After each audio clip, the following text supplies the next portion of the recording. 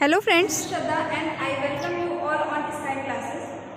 Last video में हमने बात की थी ग्रोथ एंड डेवलपमेंट। उसके आगे की बात आज हम करने जा रहे हैं। आज मैं बता देती हूँ कि आज की वीडियो में मैं आपको कौन कौन सी चीज़ें बताने वाली हूँ। आज हम ग्रोथ एंड डेवलपमेंट में डिफरेंस देखेंगे, टाइप्स ऑफ डेवलपमेंट देखेंगे एंड फैक्टर्स अफेक्टिंग डेवलपमेंट। ये सारी चीज़ें हम आज की वीडियो में पढ़ने वाले हैं। वीडियो को एंड तक जरूर देखें। कुछ समझ नहीं आए तो कॉमेंट करके बताएं। स्टार्ट करते हैं। Growth and development. मैंने आपको बताया था लास्ट वीडियो में कि वृद्धि क्या होती है और विकास क्या होता है। बेसिकली वृद्धि वो होती है जिसको हम माप सकते हैं, एक फिजिकल एस्पेक्ट है। विकास वो होता है जिसको हम माप नहीं सकते। ओके, विकास में फिजिकल एस्पेक्ट आता है, उसके साथ साथ मेंटल, सोशल, बिहेवियरल, ये सारे एस्पेक्ट्स विकास में आते हैं। तो इनके डिफरेंस की बात कर लेते हैं। इन दोनों में क्या डिफरेंस है। पहला, ग्रोथ क्वांटिटेटिव और स्ट्रक्चरल चेंजेस।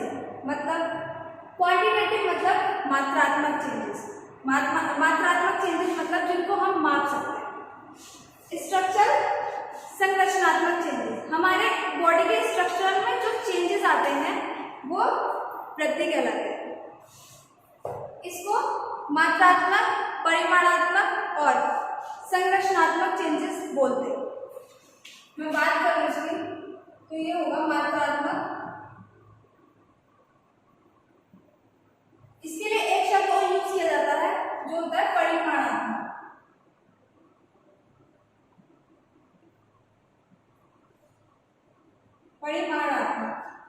मात्रात्मक, परिमाणात्मक और संरचनात्मक।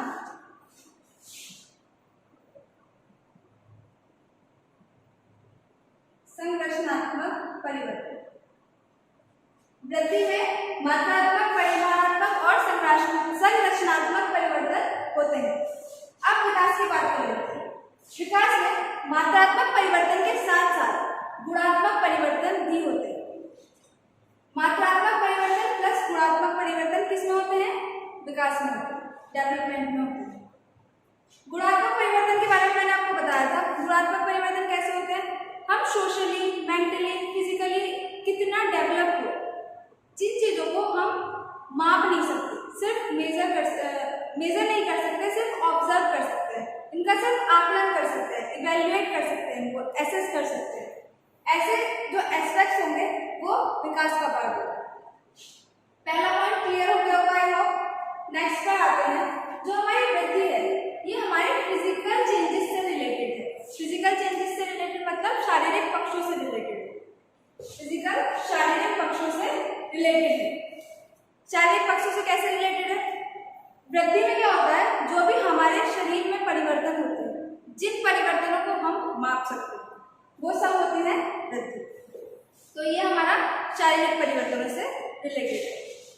विकास पर आते हैं। विकास हमारा शारीरिक पक्षों से रिलेटेड तो है ही, उसके साथ साथ मेंटल, सोशल, बिहेवियरल, इमोशनल, ये सारे जितने भी एस्पेक्ट्स हैं ये सब डेवलपमेंट का है, ये सब विकास का हिस्सा है। शारीरिक पक्षों से रिलेटेड है, मानसिक पक्षों से रिलेटेड है, सामाजिक पक्षों से रिलेटेड है और व्यवहारात्मक, बहुत सारे पक्षों से ये विकास रिलेटेड है। Next, accurate measurement is possible in growth. Growth में, वृद्धि में हम चीजों को एक्यूरेटली माप सकते हैं। कैसे माप सकते हैं? मान लीजिए हम आराम से माप सकते हैं किसी की हाइट कितनी बढ़ी, कितने सेंटीमीटर उसकी हाइट में चेंज आया है। वेट आराम से हम नाप सकते हैं कि वो पहले कितना था, अब कितना हुआ है, बढ़ गया है, कम हो गया है, केजी में, ग्राम में, व्हाटएवर यू वांट, हम एक्यूरेट माप सकते हैं। डेवलपमेंट में हम प्रॉपर्ली माप नहीं सकते।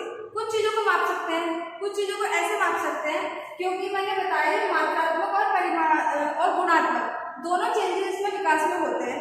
तो जो मात्रात्मक चीजें हैं, जो फिजिकल एस्पेक्ट्स हैं बॉडी के, उनको हम माप सकते हैं, पर बाकी जो चीजें हैं उनको हम माप नहीं सकते। जैसे किसी की समझ है, कोई छोटा बच्चा है, उसकी समझ पहले इतनी थी, 2 साल बाद उसकी समझ में थोड़ा सा लेवल उसका अप हो जाएगा, थोड़े और समझदार हो जाएगा बच्चा, तो हम ये तो नहीं माप सकते ना कि इतनी ग्राम समझ थी और इतने ग्राम बढ़ गए।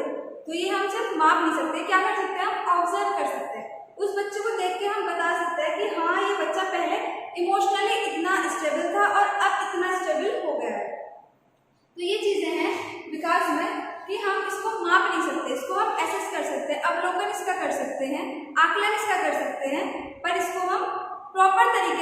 माप नहीं सकते। तो मैंने आपको बताया कि वृद्धि में एक्यूरेट मेजरमेंट पॉसिबल है, पर हमारे विकास में एक्यूरेट मेजरमेंट पॉसिबल नहीं। नेक्स्ट हम बात करते हैं, जो हमारा वृद्धि है एक नैरो एस्पेक्ट है, संकुचित पक्ष, मतलब इसमें कम चीजें आती है। कम चीजें का मतलब है इसमें सिर्फ फिजिकल एस्पेक्ट्स हमारे आते हैं। जो हमारा डेवलपमेंट है उसमें physical, social, mental, emotional etcetera बहुत सारे एस्पेक्ट्स हमारे डेवलपमेंट में आते हैं। तो जो हमारा डेवलपमेंट है वो व्यापक पहलू है, ब्रॉड एस्पेक्ट है। वृद्धि हमारा लिमिटेड होती है, वृद्धि एक टाइम पर आकर रुक जाती है, तो वो हमारी लिमिटेड होती है। मैंने आपको लास्ट वीडियो में बताया था कि वृद्धि किस पॉइंट पर आकर रुक जाती है। वृद्धि लास्ट टिल मैच्योरिटी, जब तक हम मैच्योरिटी गेन करते हैं उस पॉइंट पर आकर वृद्धि जो हमारी होती है वो रुक जाती है। विकास जो हमारा होता है वो कभी नहीं रुकता, लाइफ लॉन्ग चलता रहता है, निरंतर चलता रहता है। तो विकास जो हमारा है वो व्यापक पक्ष है, बड़ा पक्ष है, उसमें सारे एस्पेक्ट्स आते हैं, physical, social, mental, behavioural, emotional etcetera, जितने भी एस्पेक्ट्स हैं वो सब हमारे बिहेवियर डेवलपमेंट में आए। वृद्धि में हमारा नैरो एस्पेक्ट है, लिमिटेड होती है, सिर्फ शारीरिक पक्ष इसमें आते हैं और पक्ष इसमें नहीं आते, और बाकी जो है जितने भी हैं वो डेवलपमेंट में आए। नेक्स्ट अगर हम बात करें फिफ्थ पॉइंट पर आते हैं, ये हमारा स्ट्रक्चरल चेंजेस होते हैं हमारे वृद्धि में, संरचनात्मक चेंजेस होते हैं। बच्चा पहले बिल्कुल छोटा होता है, उसके बाद उसकी ग्रोथ होती है, धीरे धीरे धीरे धीरे धीरे वो बढ़ता है, धीरे धीरे वो अपने आप पर डिपेंड होता है। तो इसलिए क्या कौन से चेंजेस है, संरचनात्मक चेंजेस है, उसके संरचना में चेंजेस हो रहे हैं, बच्चे के संरचना में चेंजेस हो रहे हैं। वृद्धि हमारी संरचनात्मक चेंजेस है। And stop after a time, ये एक समय पर आकर रुक जाती है। ठीक, ये बात हो गई हमारी वृद्धि। विकास कब आता है, विकास हमारी लाइफ लॉन्ग प्रोसेस है, निरंतर चलती रहती है। मैंने भी आप लोगों को बताया कि विकास हमारा निरंतर चलता रहता है और includes both structure and functional changes, इसमें दोनों होते हैं। क्या कौन कौन से, संरचनात्मक चेंजेस भी होते हैं और प्रकार्यात्मक चेंजेस भी होते हैं। हमारी बॉडी में जितने भी फंक्शनल चेंजेस होते हैं वो सब डेवलपमेंट में आएंगे। जो हमारी बॉडी में संरचनात्मक चेंजेस होते हैं वो सब हमारे वृद्धि में आएंगे। एक बार और जल्दी से रिवाइज कर लेते हैं। वृद्धि में हमारे क्वांटिटेटिव और स्ट्रक्चरल चेंजेस होते हैं, मात्रात्मक परिमाणात्मक चेंजेस इसमें वृद्धि में होते हैं, जिन चीजों को हम माप सकते हैं, मेजर कर सकते हैं। अभी आप लोगों के दिमाग में बैठ जाएंगे ये चीज, अगर आप ठीक से ध्यान से पढ़ोगे तो। इतना कुछ ऐसा हार्ड है नहीं है, तो ध्यान से देखिए। डेवलपमेंट में क्या होता है, मात्रात्मक और गुणात्मक चेंजेस दोनों आते हैं, फिजिकल, सोशल, इमोशनल, बिहेवियरल, ये सारे एस्पेक्ट्स जितने भी होते हैं वो सब हमारे विकास में आते हैं। तो क्वालिटेटिव और क्वांटिटेटिव चेंजेस, वो changes occurs in development, but physical changes occurs in growth. Okay, next related to physical changes. अभी मैंने आपको बताया कि फिजिकल चेंजेस हमारे ग्रोथ में होते हैं, तो यहाँ पर सिर्फ हमारे शारीरिक पक्ष होंगे। विकास में क्या होगा, शारीरिक पक्ष के साथ साथ मेंटल, सोशल, इमोशनल, मानसिक, सामाजिक, संवेगात्मक, व्यवहारात्मक, ये सारे जो चेंजेस होते हैं वो डेवलपमेंट में होते हैं। नेक्स्ट हम बात करते हैं accurate measurement is possible in growth. Growth में हमारा एक्यूरेट मेजरमेंट पॉसिबल है, हम बिल्कुल एक्यूरेटली उसको माप सकते हैं। हमारी हाइट कितने इंचेस बढ़ी, कितने सेंटीमीटर बढ़ी, उसको हम एक्यूरेटली इसको मेजर कर सकते हैं ग्रोथ में। वेट हमारा कितना बढ़ा, पहले कितना था अब कितना हो गया, पतले हो गए, मोटे हो गए, एग्जैक्टली हम इसको माप सकते हैं। ग्रोथ में क्या, डेवलपमेंट में क्या होता है, हम इसको माप नहीं सकते बट इसको हम मेजर कर सकते हैं, इसको हम आकलन कर सकते हैं। बच्चे की समझ पहले कितनी थी, अब वो कितना समझदार हो गया है, तो उसको सिर्फ हम ऑब्जर्व कर सकते हैं। ऐसे माप तो नहीं सकते ना, इतने ग्राम समझते हो, इतने ग्राम बढ़ गए, ये हम नहीं कर सकते। ये सिर्फ हम माप सकते हैं, उसको सिर्फ माप नहीं सकते, ऑब्जर्व कर सकते हैं, आकलन उसका कर सकते हैं, उसको एसेस कर सकते हैं। एक बच्चा जब छोटा बच्चा होता है तो वो स्कूल जाते हुए रोता है, फर्स्ट डे तो आई थिंक सबको लगा होगा, सभी रोएंगे। तो पर उसके बाद जब वो धीरे धीरे जाना शुरू हो जाता है तो वो इमोशनली डेवलप होना शुरू हो जाता है, उसके संवेगात्मक विकास होना शुरू हो जाता है। पहले देखो इतना इमोशनली स्टेबल नहीं होता जितना कि बाद के दिनों में हो जाता है। तो ये क्या हुआ, उसका इमोशनल डेवलपमेंट हुआ। तो ये इमोशनल डेवलपमेंट कहाँ आएगा, विकास में आएगा।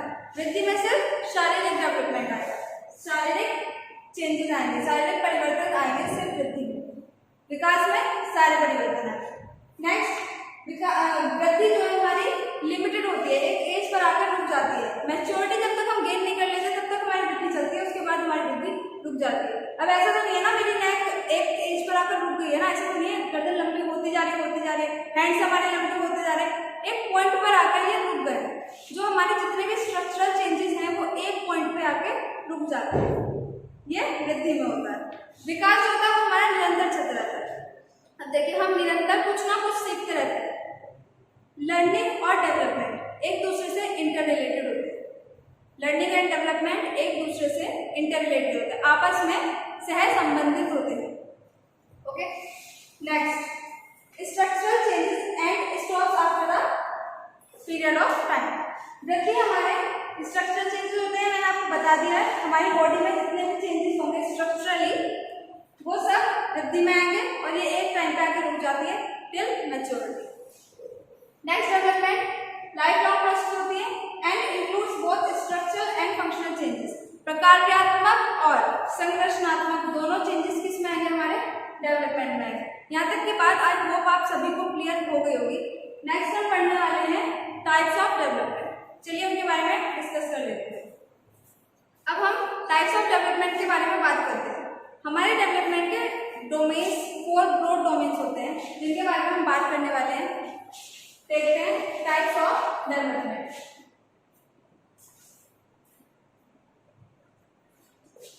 टाइप्स ऑफ डेवलपमेंट, इनको डेवलपमेंट के डोमेन्स भी बोला जाता है।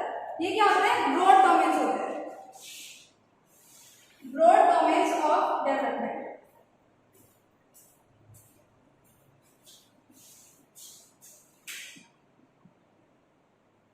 ब्रॉड डोमेन्स या टाइप्स ऑफ डेवलपमेंट, ये कितने होते हैं, 4 होते हैं। व्यापक डोमेन्स हैं, वैसे बहुत सारे होते हैं टाइप्स डेवलपमेंट के, बट जो मेन टाइप्स होते हैं, जो ब्रॉड टाइप्स होते हैं वो सिर्फ 4 होते हैं।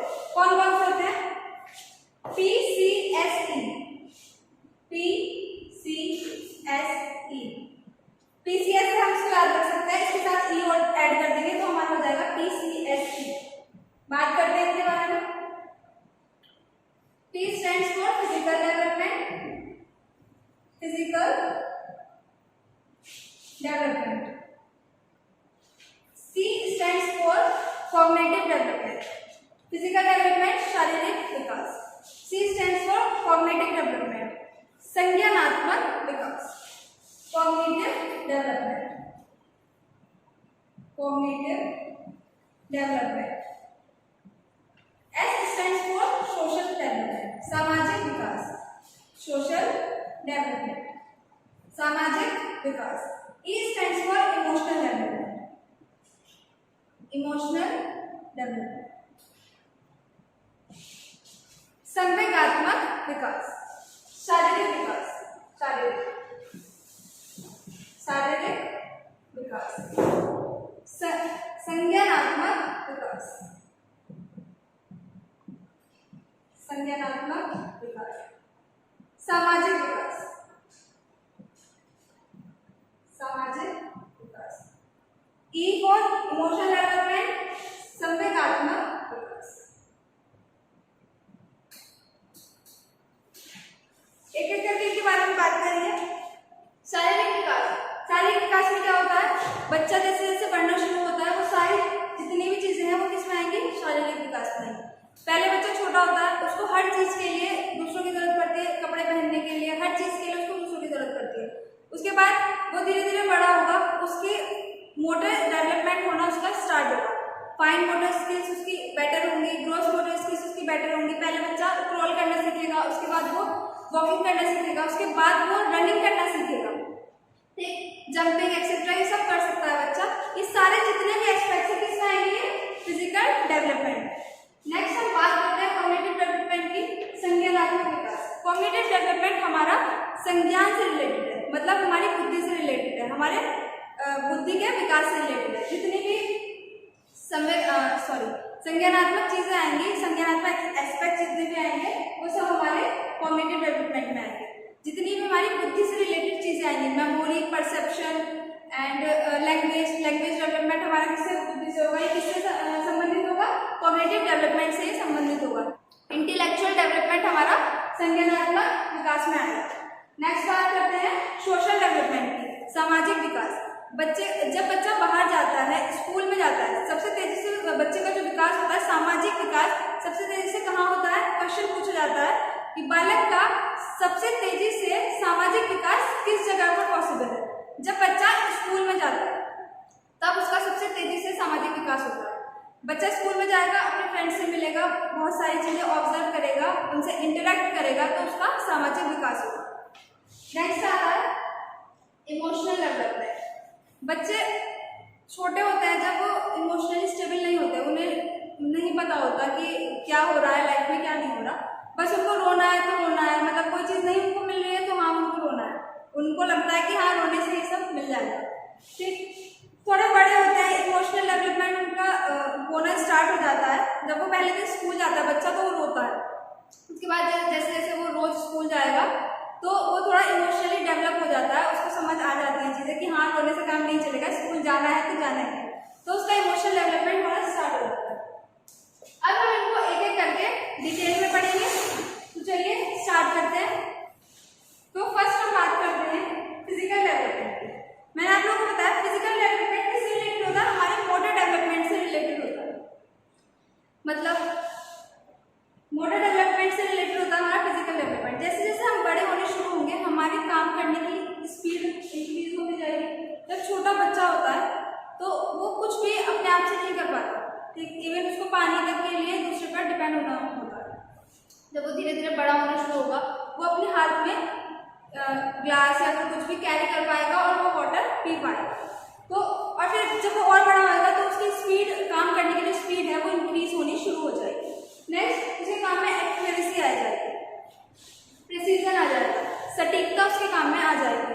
जब छोटे बच्चे होते हैं तो उनसे काम इतनी सटीकता से नहीं हो पाता है जितने बड़े लोग कर लेते हैं। तो ये सब किस चीज़ के ऊपर डिपेंड करता है, ये हमारे मोटर डेवलपमेंट के ऊपर डिपेंड करता है। और मोटर डेवलपमेंट किस चीज़ का आता है, हमारा फिजिकल डेवलपमेंट। तो हम बोल सकते हैं कि जब हमारा फिजिकल डेवलपमेंट होता है उसके साथ साथ हमारा क्या होता है, स्पीड हमारी इंक्रीज हो जाती है काम करने की, एक्यूरेसी आ जाती है हमारे काम करने में, और प्रिसीजन, सटीकता के साथ हम अपना वर्क जो है वो कर सकते हैं। नेक्स्ट हमारा मोटर डेवलपमेंट दो टाइप्स का होता है, कौन कौन सा होता है, gross motor skills and fine motor skills. समझते हैं इनको। ग्रोस मोटर स्किल्स, स्थूल motor skills. Gross motor skills कौन सी स्किल्स होती हैं, जिसमें लार्जर मूवमेंट्स होते हैं, जैसे हम अपने हैंड्स का, लेग्स का जो यूज करके जो वर्क करते हैं वो सब किस में आएगा, ग्रोस मोटर स्किल्स में आएगा। जैसे वॉकिंग, रनिंग, जंपिंग और बहुत कुछ हो सकता है, प्लेइंग बैडमिंटन, ये सारी चीजें किस चीज में आएंगी, हमारी ग्रोस मोटर स्किल्स में आएंगी। नेक्स्ट हम बात करते हैं फाइन मोटर स्किल्स की। फाइन मोटर स्किल्स में क्या होता है, कोऑर्डिनेशन ऑफ स्मॉल मसल्स, मतलब हमारी जो छोटी छोटी मसल्स होती हैं उनको यूज करके हम जो वर्क करते हैं वो सब हमारी फाइन मोटर स्किल्स में आती है। ठीक, जैसे हमारी हैंडी फिंगर्स से हम जो जो वर्क करेंगे ये सब किस में आएंगे, हमारी फाइन मोटर स्किल्स में आएंगे। पूरा हैंड की अगर हम बात करेंगे तो पूरा हैंड हमारा किस में आएगा, ग्रोस मोटर स्किल्स में आएगा। और अगर हम फिंगर्स की बात करते हैं सिर्फ, तो हमारी आएंगी फाइन मोटर स्किल्स में। हमारे आइज की मसल्स, हमारे जो फिंगर्स आइज की मसल्स के साथ कोऑर्डिनेशन बनाकर जो वर्क करते हैं वो सब किस में इंक्लूड होगा, हमारा फाइन मोटर स्किल्स में। ठीक है, इसमें कौन कौन से काम आ सकते हैं फाइन मोटर स्किल्स में, राइटिंग आ सकती है। राइटिंग में हम अपने हैंड्स का यूज करते हैं और अपने आइज की मसल्स का यूज करते हैं, एक कोऑर्डिनेशन बनाते हैं हम अपने हैंड्स और आइज की मसल्स के बीच, तो वो किस में आएगी हमारी राइटिंग, वो हमारी फाइन मोटर स्किल्स में। राइटिंग हो गया, रीडिंग भी हो सकता है क्योंकि रीडिंग में भी हम अपने आइज की मसल्स का यूज कर रहे हैं, तो वो भी रीडिंग भी हमारा किस में आएगा, फाइन मोटर स्किल्स में आएगा। और भी बहुत सारे काम हो सकते हैं जो फाइन मोटर स्किल्स में आएंगे, जो हम अपनी स्मॉल मसल्स को यूज करके वर्क करते हैं, वो सारे जितने भी हैं वो सब किस में आएंगे, फाइन मोटर स्किल्स में आएंगे। Gross motor skills, gross motor skills की बात करते हैं। ग्रोस मोटर स्किल्स में क्या होता है, जितने भी लार्जर मूवमेंट्स होते हैं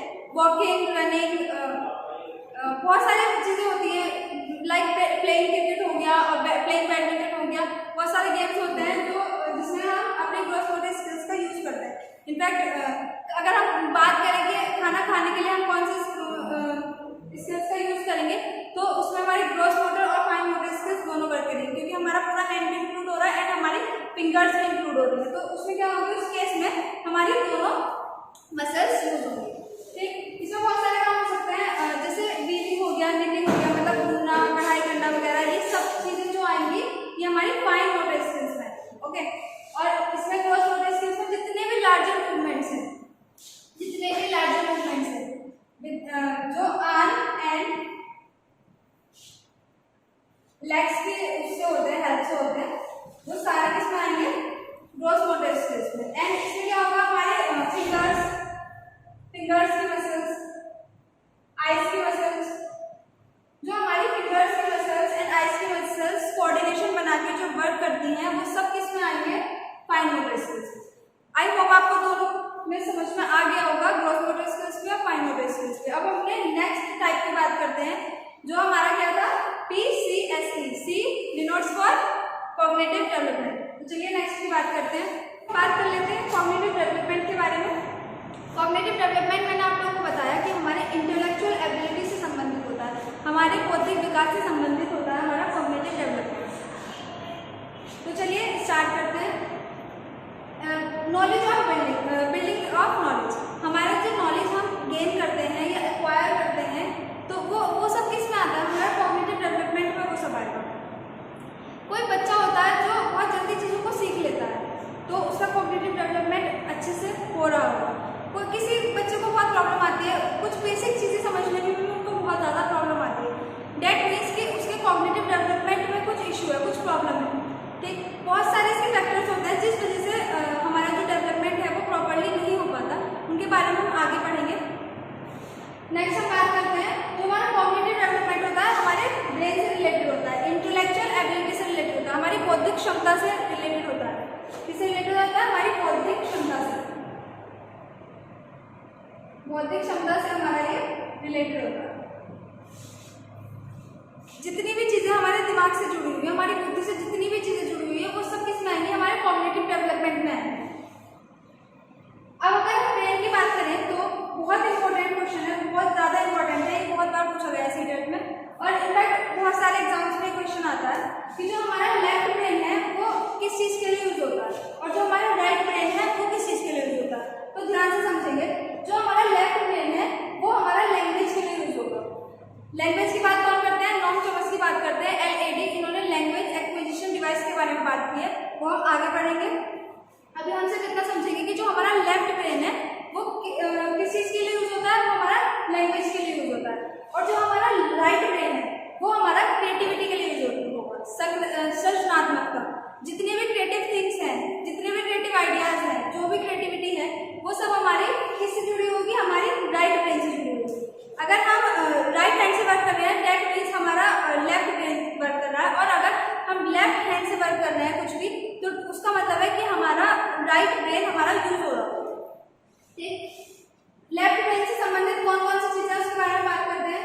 लेफ्ट ब्रेन किस किस चीज के लिए यूज होता है, हमारा जितना भी लॉजिक होता है, रीजनिंग होती है, calculation, exercise, so many things, जितनी भी चीजें होंगी वो सब हमारी लेफ्ट ब्रेन से होंगी। और राइट ब्रेन हमारा किस चीज के लिए यूज होगा, सिर्फ और सिर्फ हमारा क्रिएटिविटी के लिए हमारा राइट ब्रेन यूज होगा। नेक्स्ट अगर बात करें तो हमारा कॉग्निटिव डेवलपमेंट किस किस चीज से संबंधित है, एक बार ओवरऑल देख लेते हैं। लैंग्वेज डेवलपमेंट हमारा कॉग्निटिव डेवलपमेंट में आ जाएगा। मेमोरी, बुद्धि हमारी, देखो सब कुछ सारी चीजें दिमाग से तो जुड़ी हुई है, जितनी चीजों की हम बात कर रहे हैं सब दिमाग से जुड़ी हुई है।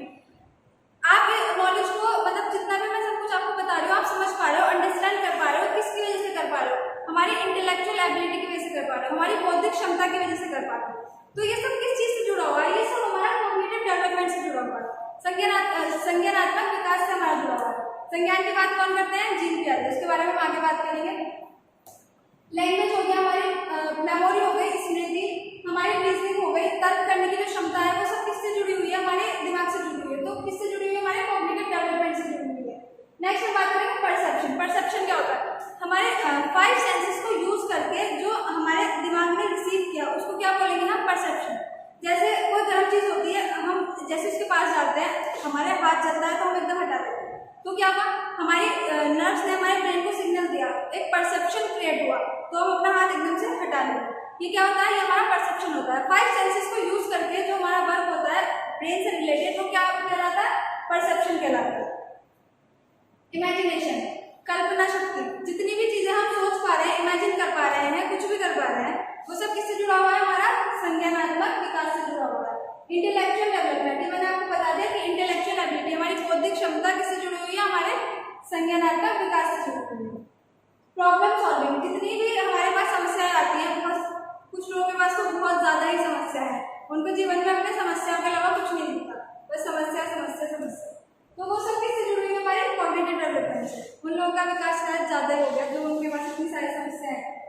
डिसीजन मेकिंग की जो प्रोसेस होती है, पहले अगर हमारी कोई प्रॉब्लम आती है उसको हम सॉल्व करेंगे, उसके लिए हम आइडियाज क्रिएट करेंगे, सोचेंगे, प्लान सोचेंगे कि ये करना चाहिए, वो करना चाहिए, उसके बाद हम अपना डिसीजन लेंगे फाइनल। वो सब किस में आता है, वो सब हमारा कॉग्निटिव डेवलपमेंट में आता है। कॉग्निटिव डेवलपमेंट आई होप आप लोगों को समझ में आ गया हो, नहीं समझ में आया हो तो वीडियो को दोबारा देखें, समझ में आ जाएगा। एक बार दोबारा से रिवाइज कर लेते हैं। जितना भी हमारा नॉलेज बिल्डिंग का काम है, प्रोसेस ऑफ एक्वायरिंग नॉलेज, ये इंफॉर्मेशन को हम अपने माइंड में सेट कैसे कर पा रहे हैं, ये सब हमारा कॉग्निटिव डेवलपमेंट की वजह से होता है। इंटेलेक्चुअल एबिलिटी, बौद्धिक क्षमता हमारी जो है वो कॉग्निटिव डेवलपमेंट की वजह से है। कितनी हमारी बौद्धिक क्षमता है, हम चीजों को कितना कैच कर पा रहे हैं, कितना उनको मेमोराइज कर पा रहे हैं, वो सारी चीजें किसमें आएंगी, हमारे कॉग्निटिव डेवलपमेंट में आएंगी। रिलेटेड टू ब्रेन, मैंने आपको बता दिया जितनी भी बुद्धि से संबंधित सारी चीजें हैं वो सब किसमें आ जाएंगी, कॉग्निटिव डेवलपमेंट में आएंगी। अब देखो जैसे लैंग्वेज डेवलपमेंट है, ये भी एक डेवलपमेंट है, बट ये हमारा किसमें आ गया, ये हमारा कॉग्निटिव डेवलपमेंट में आ गया। ये हमारा मेन टाइप नहीं है, मेन से 4 टाइप्स है, और कौन सा, TCS, physical, cognitive, social and emotional. और बाकी जितने भी डेवलपमेंट होंगे वो सब इसमें ही आ जाएंगे। जैसे कि हमारा सोशल डेवलपमेंट में आ जाते हैं, मोरल डेवलपमेंट होता है, हमारा नैतिक विकास होता है, वो सब किसमें आ जाएगा, सोशल डेवलपमेंट में आ जाएगा। क्योंकि जितनी भी नैतिक वैल्यूज है वो सब कहाँ से आई, हमें समाज से तो मिली, समाज ही तो हमें बताता है कि क्या सही है और क्या गलत है, तो वो किसमें आ जाएगा, हमारा सामाजिक विकास में आ जाएगा। ठीक, ब्रेन के बारे में मैंने आपको बता दिया। लेफ्ट ब्रेन हमारा किस चीज के लिए यूज होता है, लैंग्वेज के लिए यूज होता है, और राइट ब्रेन हमारा किस चीज के लिए यूज होता है, क्रिएटिविटी के लिए यूज होता है। राइट ब्रेन सिर्फ और सिर्फ हमारा क्रिएटिविटी के लिए यूज होगा, और जो लेफ्ट ब्रेन होगा उससे और बाकी हम सारे वर्क करेंगे, रीजनिंग, लॉजिक, कैलकुलेशन एक्सेट्रा, जितने भी वर्क है हमारे वो सब हम किस चीज से करेंगे, अपने लेफ्ट ब्रेन से। नेक्स्ट, लैंग्वेज डेवलपमेंट हमारा कॉग्निटिव में आता है। मेमोरी, स्मृति, सोचने की जो शक्ति होती है वो हमारे कॉग्निटिव डेवलपमेंट में आएगी। रीजनिंग, तर्क करने की शक्ति हमारी कॉग्निटिव डेवलपमेंट में आएगी। मतलब किसी को चीज को देख के हम क्वेश्चन पुट अप कर रहे हैं तो वहाँ पे हमारा क्या यूज हो रहा है, वहाँ पे हमारा तर्क यूज हो रहा है, हमारी बुद्धि यूज हो रही है कि क्या सही है, क्यों हो रहा है ऐसा, कैसे हो सकता है, तो ये सब क्या होगा, ये हमारी रीजनिंग एबिलिटी है, ये सब किस आएगी, हमारी कॉग्निटिव डेवलपमेंट में। परसेप्शन, 5 सेंसेस को यूज करके हम किस तरीके से हमारा ब्रेन जो है वो वर्क कर रहा है, हमारा ब्रेन रेस्पॉन्स कर रहा है, वो क्या होगा, हमारा परसेप्शन होगा। इमेजिनेशन, कल्पना शक्ति हमारी, हम चीजों को कैसे सोच पा रहे हैं, कैसे थिंक कर पा रहे हैं। अगर मैं आपको बोलूँ किसी चीज को इमेजिन करो तो वो आप कैसे कर पाओगे, मैं बोलूँ आपको कि एक फॉरेस्ट है, उसमें बहुत सारे एनिमल्स हैं, तो आपने क्या किया, एक फॉरेस्ट की इमेज बनाई अपने माइंड में और उसको इमेजिन किया।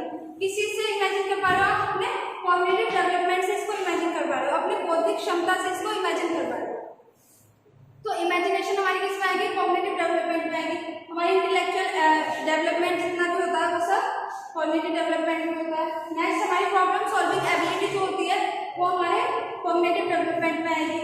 डिसीजन मेकिंग पावर जो होती है वो, ये सारी जितनी भी दिमाग से जुड़ी हुई हमारी चीजें हैं वो सब की सब किसमें आएंगी, हमारे कॉग्निटिव डेवलपमेंट में आएंगी। नेक्स्ट हम बात करेंगे सोशल डेवलपमेंट।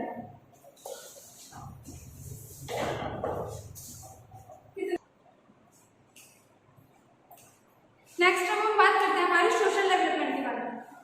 सोशल डेवलपमेंट क्या होता है, सोशल डेवलपमेंट होता है बेसिकली हम समाज के साथ उसके नॉर्म्स को, वैल्यूज को किस तरीके से रिस्पॉन्स करते हैं, किस तरीके से उन चीज़ों को समझते हैं, वो हमारा सोशल बिहेवियर कहलाएगा। जो हमारा सोशल बिहेवियर होता है वो हमारा किससे रिलेटेड होता है, हमारे सोशल डेवलपमेंट से, सामाजिक व्यवहार से रिलेटेड होता है हमारा, सामाजिक व्यवहार जो होता है हमारा वो सामाजिक विकास से हमारा रिलेटेड होता है। समाज के नॉर्म्स के प्रति हम अपना क्या बिहेवियर रखते हैं, कैसे उसके प्रति हम बिहेव करते हैं, वो सब हमारा सोशल डेवलपमेंट में है। ठीक,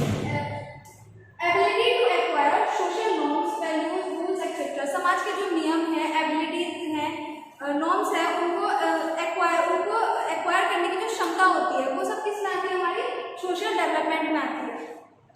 बच्चा बाहर जाता है, 4 लोगों से मिलता है, उनके प्रति वो कैसा इंटरेक्ट करता है उनसे और कैसे रेस्पॉन्स करता है उनके प्रति, वो सब किस में आएगा, हमारा सोशल डेवलपमेंट में आएगा। कोई छोटा बच्चा है, वो उसको नहीं पता कि बाहर जाके किस तरीके से बिहेव करना है, ठीक, तो डेट मीन्स उसका जो सोशल डेवलपमेंट है वो अभी नहीं हो पाया है प्रॉपरली। बड़े लोग होते हैं, उनको पता होता है, जब बच्चा बड़ा हो जाता है उसको पता है कि बाहर जाके कैसे बिहेव करना है,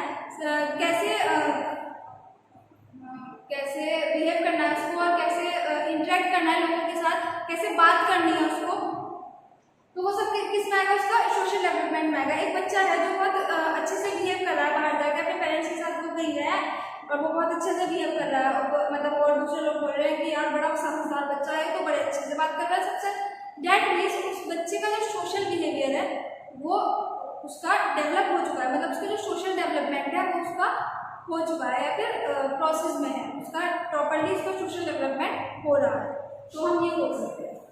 अब मेरे पास आप लोगों के लिए एक क्वेश्चन है, समझेंगे और उसका आंसर करेंगे आप मुझे कमेंट सेक्शन में। A teacher should dash the social, cultural, religious and linguistic diversity in her classroom to facilitate meaningful learning. मतलब क्या इसका, एक टीचर को अर्थपूर्ण व्यवस्था करने के लिए क्लासरूम में बच्चे की सोशल, सामाजिक, सांस्कृतिक, रिलीजियस,